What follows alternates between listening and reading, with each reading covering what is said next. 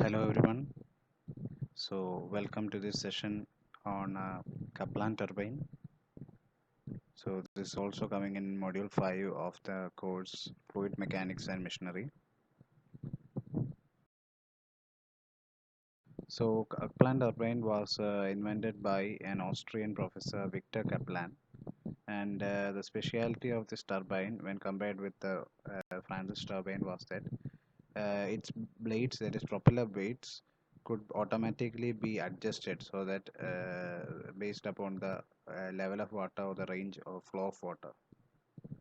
So it was also since it also held a propeller blade, it was also known to be a propeller turbine and was a modification of the Francis turbine. It is capable of working at low head and a high flow rate, which is impossible with the help with the Francis turbine. So Kaplan turbine is essentially a reaction turbine, and here the flow is taking place in axial direction. So it is we can say that Kaplan turbine is an axial flow reaction turbine. So what is the specialty on axial flow turbines? The water flows through the runner along the direction parallel to the axis of rotation of the runner. The water at the inlet of the turbine possesses both kinetic energy as well as pressure energy for the effective rotation of the blades in hydropower station. Now this figure shows the basic components of a Kaplan turbine. It has got guide vanes, scroll casing, draft tube, runner vanes. These are all the main components of Kaplan turbine, and we will see the main components of this turbine one by one, and then move on to the working procedure. So the first part is scroll casing. Scroll casing is a spiral casing. We have seen a casing in Pelton wheel also. So here the casing is one that has a decreasing cross-sectional area. So water from the penstock enters the scroll casing and then moves through the guide vanes where the water turns through 90-degree and flows axially into the runner. And this is where the axial flow term comes into place. It protects the runner blades, guide vanes, and other internal parts of the turbine from an external damage. That is also one of the important function of a casing. So the second part is a guide vane mechanism. As the name indicates, it is more controlling part which opens and closes depending upon the demand of power requirement. So in case of more power requirements, it opens wider and allows more water to hit the blades of the rotor.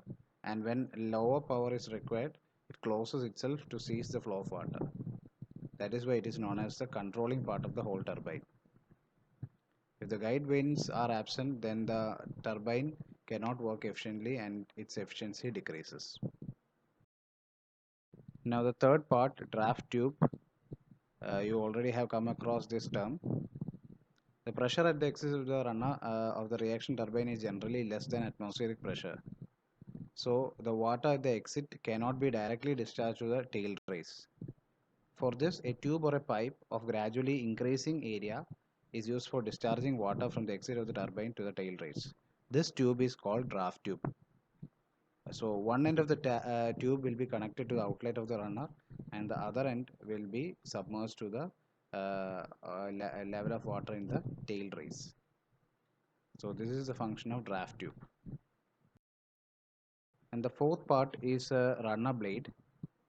So this is called the heart of the Kaplan turbine. This is the part, it is a rotating part which helps in the production of electricity. So the runner blade is connected to the shaft of the generator. A runner of this turbine has large bows, which you have already seen in that figure, on which its blades are attached, and the blades of the runner is adjustable to an optimum angle of attack. It is known as angle of attack for maximum power output. The blades of the turbine will twist along with its length, so it has it has got both rotation and twisting action also. Now we come to the working procedure of the Kaplan turbine. So water coming from the penstock is made to enter the scroll casing. The scroll casing is made in the required shapes so that the pressure flow is not the pressure of the flow is not lost. And the function of the guide vanes we have already seen is to direct the water into the runner blades.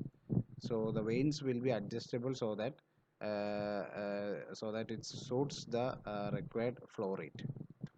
And as we have told earlier, the water takes a 90-degree turn. So the water enters, what direction of water is axial to that of the runner blades, and that is why it is known as axial flow turbine.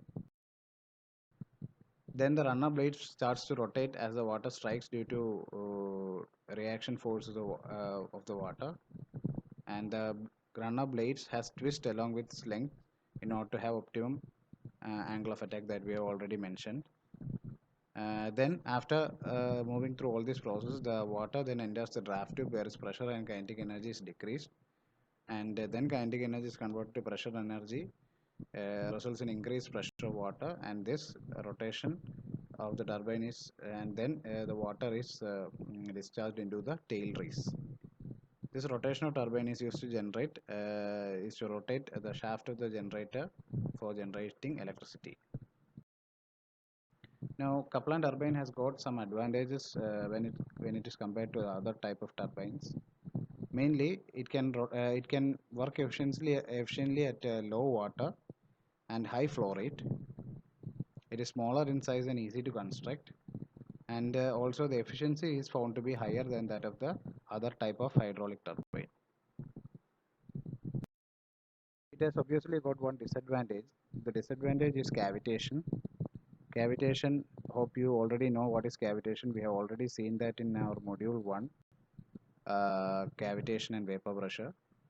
It is the same cavitation here also, which occurs due to the pressure drop in the draft tube.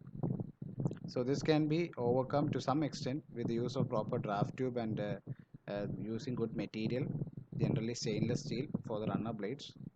So by using that, the problem of cavitation can be solved to some extent. So this is the disadvantage of Kaplan turbine.